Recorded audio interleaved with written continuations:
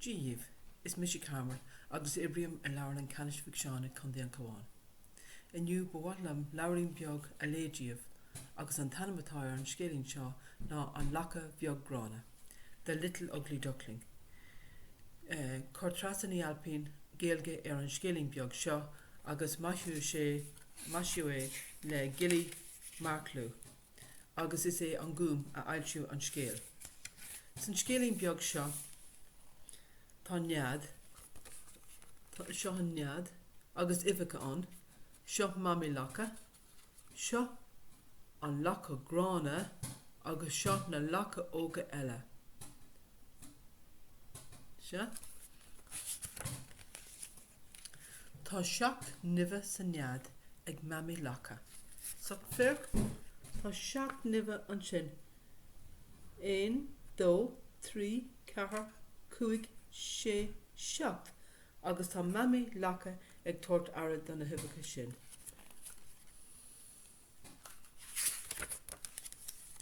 Tháinig na lachan bheag amach, sé lacha bheaga agus ceann mór a bháin ó féach. So, an sin tháinig na lacha amach ach féach an lad mór seo. So, tá lad ait san grúpa agus na lacha óga eile an seo. Carcolór? Is lacha bheag gránathú sa mami lacha. Imig leat as seo. So á féach cá tá tharla. Tá mami lacha an seo agus a lacha eile eici. Ach féach tá si a choruig an lacha beag grána. She's hunting away the poor little grey lad. Oh, go on.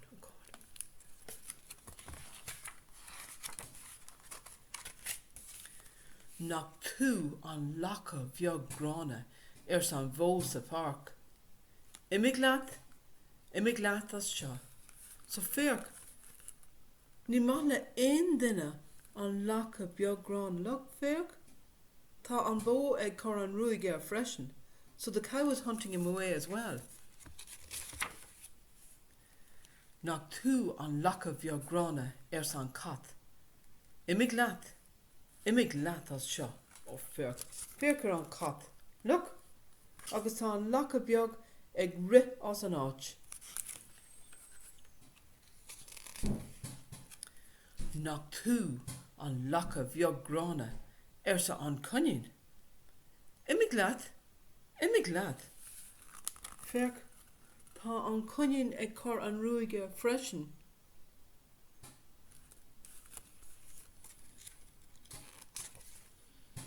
Nach tú an lacha bheag grána san bhuail.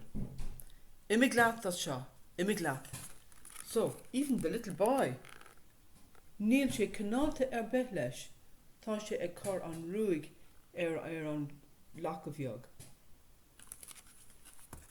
So they're all hunting away the little ugly duckling. Nach tú an lacha bheag grána san cailín. Imig leat an uis. So look, so the cailín is hunting away the poor little duck as well.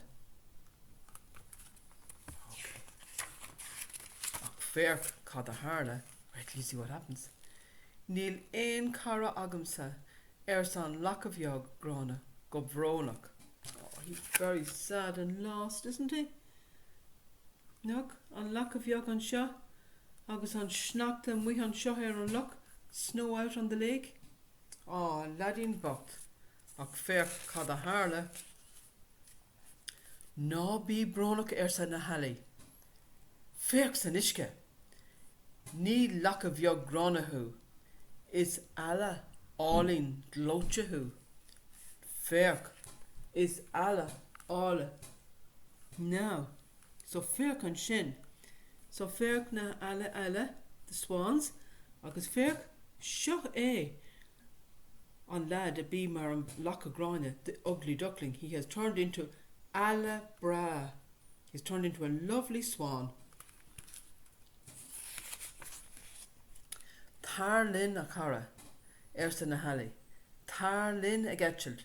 Suas sa spare álín. Come with us. So fair cad a harla. So inish tá sé lena clán féin. He's with his own family agus tá sé ag etchel suas san spéir agus tá sé go sonna sásta. Agus cé tá an seo? Tá an bó, tá an búhal agus an callín, tá an cat agus an conín agus gat duine a bhí an ní rá siad ro canálta dá, sure she wasn't. No, ní rá siad canálta leis ar bed. They weren't one bit kind to him. Ach a nish tá an ala go sonna sásta lena clán féin. He's quite happy with his own family. So sin dearra an scéal, gur míle maithagah as bheithe lam, agus go dtí an céadú eile ba scéal eile agin amach an seo. Slán anish.